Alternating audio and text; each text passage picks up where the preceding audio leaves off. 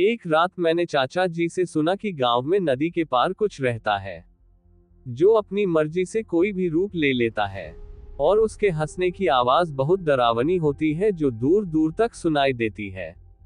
उसका असली रूप जिसने देखा उनमें से कुछ तो मर गए और बचे हुए उसके भयानक रूप के बारे में किसी को नहीं बताते थे।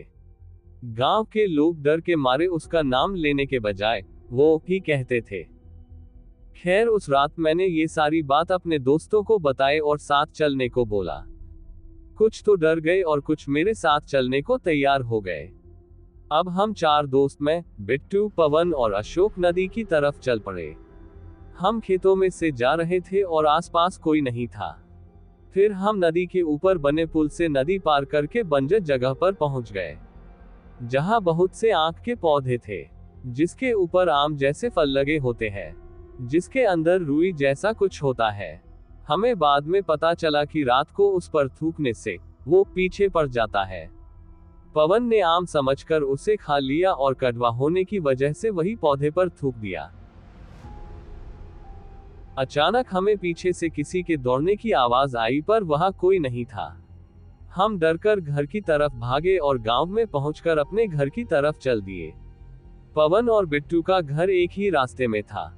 जब वो साथ साथ चल रहे थे तभी पवन के पापा सामने खड़े मिले और बोले कि बेटा मैं तुम्हारा ही इंतजार कर रहा था, और वो तीनों साथ में चल पड़े।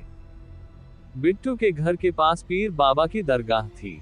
बिट्टू के पापा ने वहां पहुंचने से पहले ही पवन से बोला कि बेटा आज दूसरे रास्ते से चलते हैं। पवन बोला चलो ना पापा, इसी रास्ते से चलते हैं। बिट्टू को भी घर छोड़ देंगे और दरगाह पे माथा भी टेक लेंगे। पर उसके पापा ने गुस्से में नहीं बोला और दूसरे रास्ते की तरफ चल पड़े। बिट्टू अपने घर की तरफ चल पड़ा और अचानक दरगाह के पास गिर पड़ा।